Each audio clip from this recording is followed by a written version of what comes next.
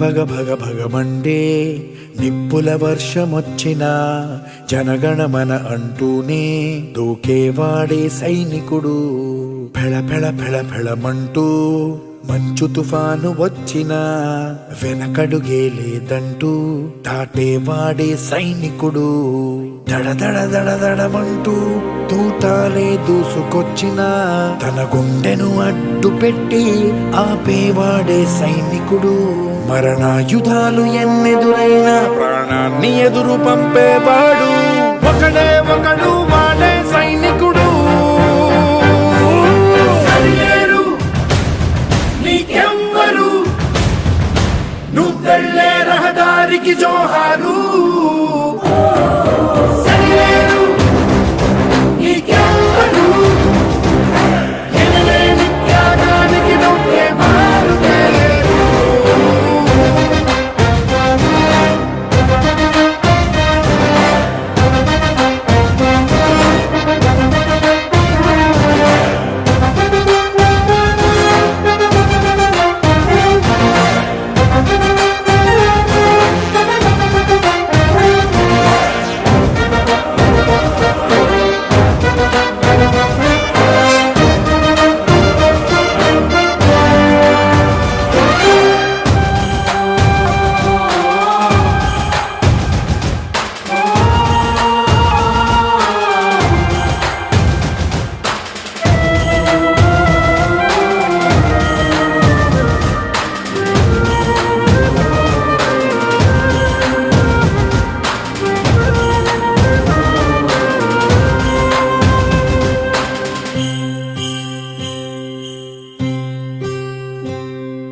కోట్ల మంది గుండెల్లో ధైర్యమనే జెండా నాటి అండగా నేనున్నాను అని చెప్పేవాడే సైనికుడు.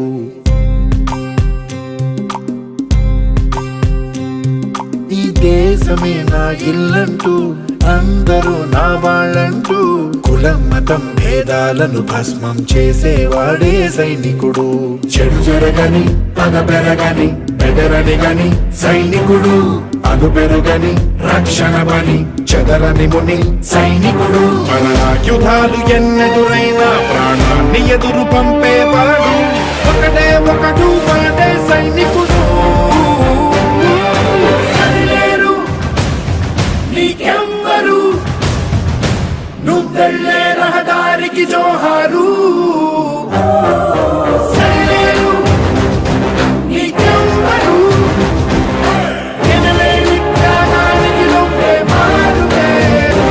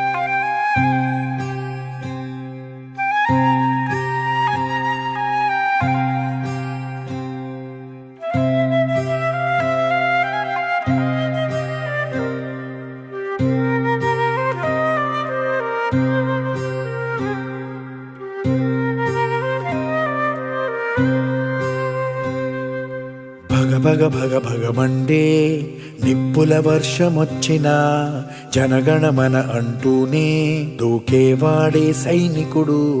ఫెళ ఫెళ ఫెళ ఫెళమంటూ మంచు తుఫాను వచ్చినా వెనకడుగే లేదంటూ దాటేవాడే సైనికుడు. దడ దడ దడ దడమంటూ తూటాలే దూసుకొచ్చినా తన గుండెను అడ్డు పెట్టి ఆపేవాడే సైనికుడు. మరణాయుధాలు ఎన్నెదురైనా ప్రాణాన్ని ఎదురు పంపేవాడు ఒకడే ఒకడు, వాడే సైనికుడు. సరిలేరు నీకెవ్వరు, నువ్వెళ్ళే రహదారికి జోహారు.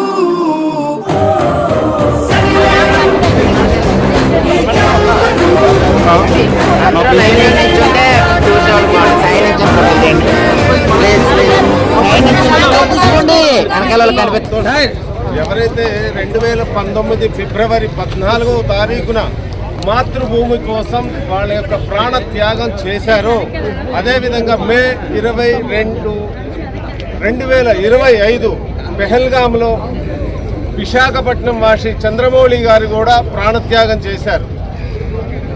మనం ఒక క్రమశిక్షణతో ఉండాలి. కేవలం సైనికులు మాత్రమే కాదు, బాధ్యత గల భారతీయ పౌరుడిగా దయచేసి వినాలందరూ దీనినే పౌర విధులు అంటారు. కేవలం సైన్యం మీదే మనం ప్రతిదీ ఆధారపడకుండా ఈ దేశం ఆర్థిక వ్యవస్థ ఇంత దృఢంగా ఉండటానికి కారణం ఏ సామాజిక వర్గమో మీ అందరికీ నేను చెప్పనవసరం లేదు. మీ అందరి కృషి వల్లనే మీరందరూ వ్యాపార వర్గాల్లో ఉండడం వల్లనే అర్థం చేసుకోండి. ఆ క్రమశిక్షణ అనేది మర్చిపోకండి దయచేసి. ఏం చెప్తున్నానంటే, తల్లి నవమాసాలే మోస్తుంది, కానీ ఈ భరతమాత మనని చివరి వరకు మనం చేస్తున్నటువంటి పొరపాట్లు కానివ్వండి, తెలిసో తెలియకో ఏవైనా వ్యవసాయ క్షేత్రంలో కానివ్వండి, వ్యాపార రంగంలో కానివ్వండి, అదేవిధంగా ఫ్యాక్టరీ నిర్వహణలో కానివ్వండి, కొన్ని కాలుష్యాలు జరుగుతుంటాయి, అయినా భరిస్తూ మనని మోస్తుంది. అలాంటి భరతమాతకి మనం రుణం తీర్చుకోవాలి అంటే నేను మీ అందరినీ ఇక్కడ ఉన్నటువంటి మాతృమూర్తుల్ని నేను కోరుకునేది ఏంటంటే, కనీసం మన కుటుంబం నుంచి రాబోయే తరంలో ఈ దేశం భవిష్యత్తు బాగుండాలి అంటే ప్రోత్సహించండి.